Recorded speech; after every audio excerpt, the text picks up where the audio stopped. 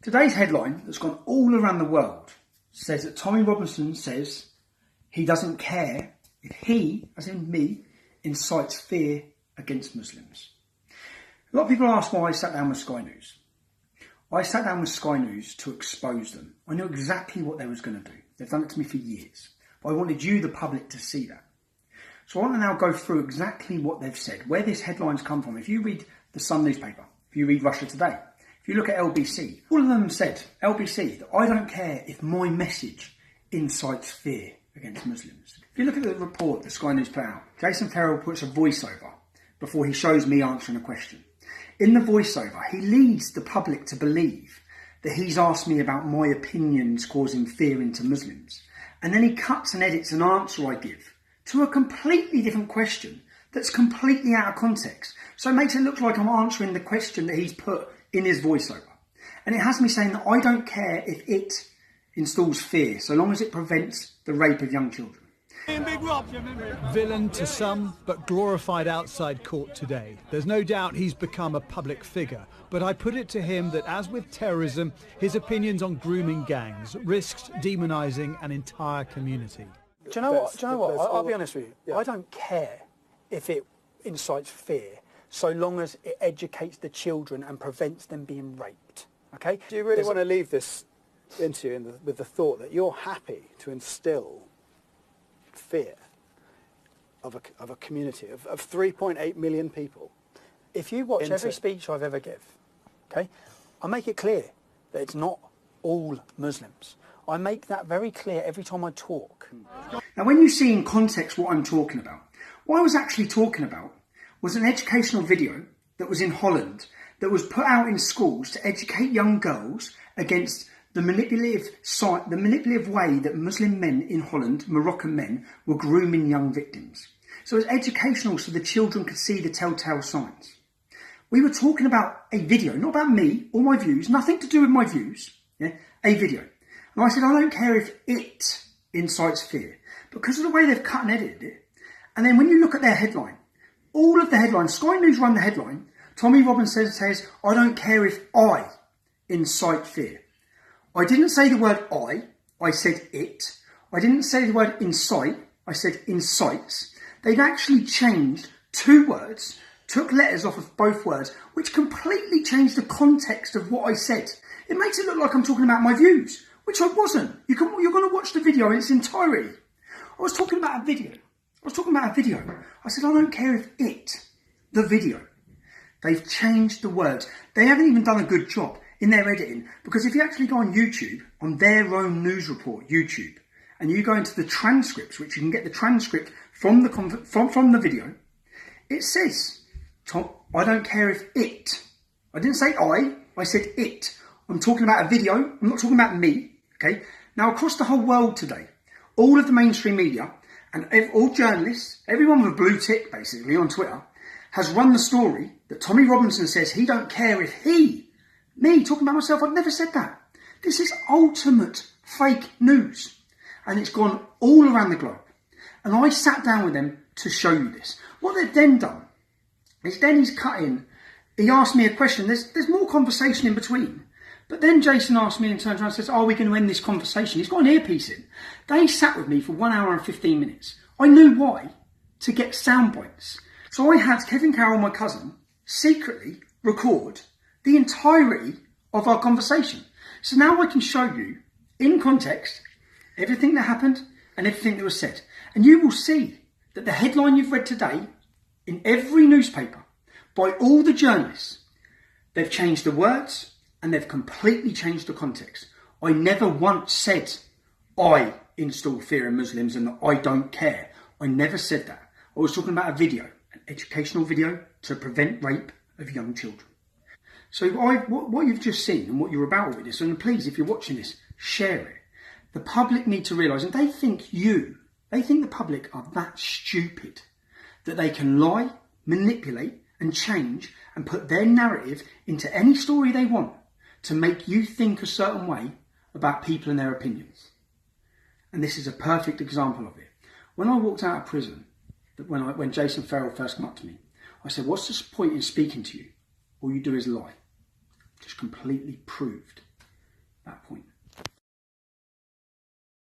In an hour and 15-minute sit-down interview, we were having a conversation about grooming gangs.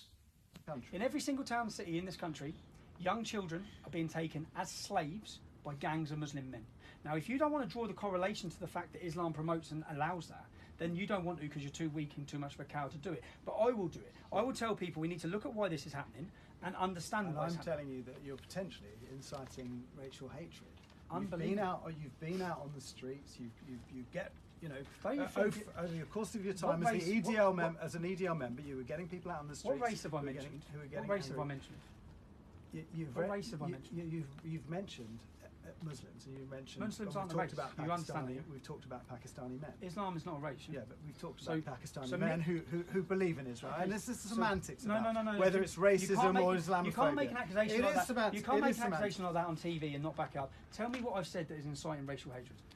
You're suggesting that people of a certain origin are more likely to be rapists or child paedophiles or take slaves. If Jason thinks I'm inciting racial hatred by stating facts about Muslims being overrepresented with child rape cases, then maybe he thinks Sajid Javid, our Pakistani Home Secretary, should also be charged. I've already been clear that I will ask difficult questions about the gangs who sexually abuse our children. There will be no no-go areas of inquiry, and I will not let cultural or political sensitivities get in the way of understanding the problem and doing something about it. We know that in these recent high-profile cases where people have been convicted, that those people are disproportionately from a Pakistani background. So that's actually factual by the grooming statistics and the rest. That's inciting racial hatred to you. That you are suggesting that there is a group within society who are more likely to be paedophiles. You might say the same about the Catholic Church, for example. There is actually. If we look at people who run churches, and there is a higher percentage chance that the person running there's a higher percentage chance that the person running the Catholic Church is going to be a paedophile than the person running a Buddhist church, or a Sikh temple. That's a fact. Okay. Now another fact is that there is a higher percentage chance that it's Muslim men for street gang grooming. That's a fact. You're equating it to the book that they read. No, okay. When I sit on TV and I watch Boko Haram, who are a terrorist organisation in Nigeria, when they kidnapped 200 Nigerian women, we all saw the campaign "Free Our Girls." Yeah? We saw every political leader holding it. What the leader of Boko Haram said on the camera is, "Muhammad has commanded us to do this." That's not me equating it. That's the leader telling us why he's took those girls. Now he clearly says, we've took those girls because Muhammad commanded us to. If you look at ISIS and all the sex slaves they've taken, they clearly state this is justified under Sharia, that's why we're doing this. Now what I'm saying is, if we've got sex slaves being taken in every Islamic country in the world, and then we look at the statistics in Britain, and we see that the majority, 90% of these grooming convictions, brothers are sharing young children as victims, cousins, fathers and sons. Okay? Yeah. There's something seriously different within this community that views how this is. There's no outroar. In fact, at each one of these court trials, all the women and all the families are calling the young girls slags. But if you're worried about this, if you're worried about we started talking about the educational video, which Jason and Sky have manipulated to be the answer to a completely different question. Do you not accept making it more difficult for justice to be done? I mean, these guys are going through the justice system. No. What's your problem? Okay, there was a video called Loverboy that come out of Holland, which was showing that in Holland it's Moroccans, okay, doing these crimes. In Britain it's Pakistanis. We have majority Pakistanis. If you go to France, it's Algerians. Common denominator in all of them, they're Muslims. Now, if you go to Holland, they actually created an educational video to be shown in schools to warn children about these crimes. When they tried to show that in Britain in 2007, the British establishment would not allow that video to be shown because, like you just go, oh, it will incite racial hatred. So because of people it is going to incite fear to suggest that, when you also know that there are, like the group in Bristol, white paedophiles. There's the. Do you know what? I'll be honest with you. Yeah. I don't care if it incites fear, so long as it educates the children and prevents them being raped. Okay. Now that fear is a genuine, realistic fear that people should have. You know, every parent who lives near a Muslim community who has a young daughter, that fear's already in them. Okay, because they're already worried, scared. because they know what's happening. Do you know how many girls I know that I grew up with in Luton who are now wearing burqas or have been abused and sexually abused and raped? So you've told me you're not really interested in going into politics. You're not really interested in that sort of democratic process. I haven't said but that. What you, I didn't say that. Well, you said you didn't want to become an MP. You just wanted to. I said that what I'd love to see is I'd love to see UKIP represent the working class people of this country, and I'd love to see them galvanise and politicise the support and the movement. That's what I'd love to see. But do you really want to leave this into with the thought that you're happy to instill fear of a community of 3.8 million people? If you watch every speech I've ever given, okay, I say, in fact, let's go back to my Leeds video, yeah, the one that I went to prison for. Have you watched the video? No, it was taken down. Oh, you've never watched the video? No, it's not been it's taken. live stream. It's not been taken down. It's online now. Okay. So you haven't watched the video? No. In that video, I make it clear that there are many young Muslims that I've grown up with who would be as disgusted as me with what's happened to these children. Okay, I make it clear that it's not all Muslims. I make that very clear every time I talk. Okay, but just because the problem is identified from coming from that community, I'm not going to stop saying it or stop educating or stop telling the truth about it. Now, what you seem to have had a problem with so far is truth and facts. You don't like the reality of what the teachings of Islam are, and you have a problem with me identifying. No, I'm just saying. So now you've seen the actual footage. In context, you've seen that I never once said, I don't care that me personally, incites fear. I never said that. It's a complete and utter lie. You've seen that Sky News in their headline have changed 2 words to fit their narrative to paint me in a negative picture. You've seen the ultimate fake news.